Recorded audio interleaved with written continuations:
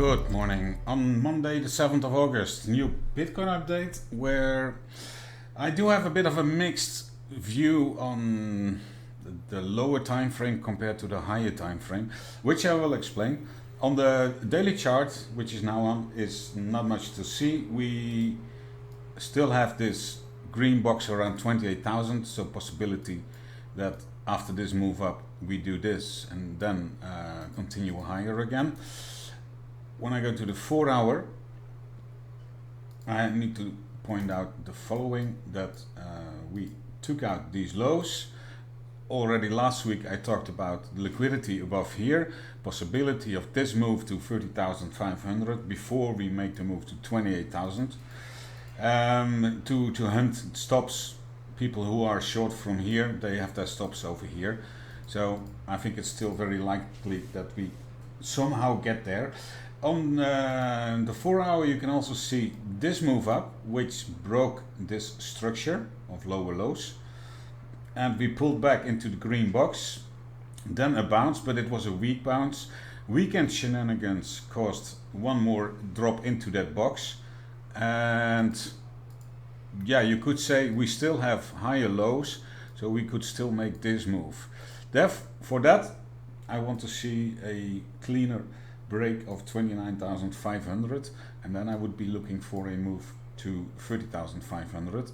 As long as that doesn't happen, I'm looking on the lower time frame, and where I said that move up gives me a bit of a bullish feeling, and that break of that structure over here, pulling back into the discount zone, pulling back into the demand zone over here.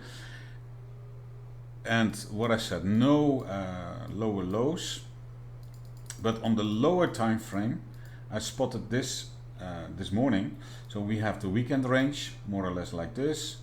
Well, no, yeah, we do have that spike down, but this is more or less the weekend range. Over here you have a stop hunt. This is your stop hunt coming down.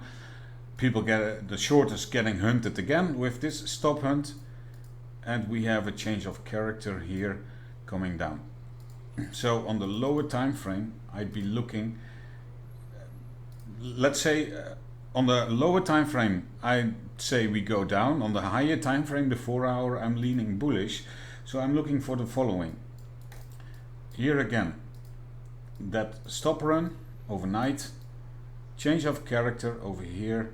So if we do get some weak bounce into this zone, or maybe even into this zone, and so that will be more like this, then I would be looking for a move lower towards that green box at 28,000. If we somehow manage here to see a stronger move to the upside, then I would look at, again, what I mentioned, 29,500, like this, for the move to 30,500. So a bit of patience needed, and waiting to see how we bounce today. Market is very slow and choppy, so it's absolutely needed to be patient.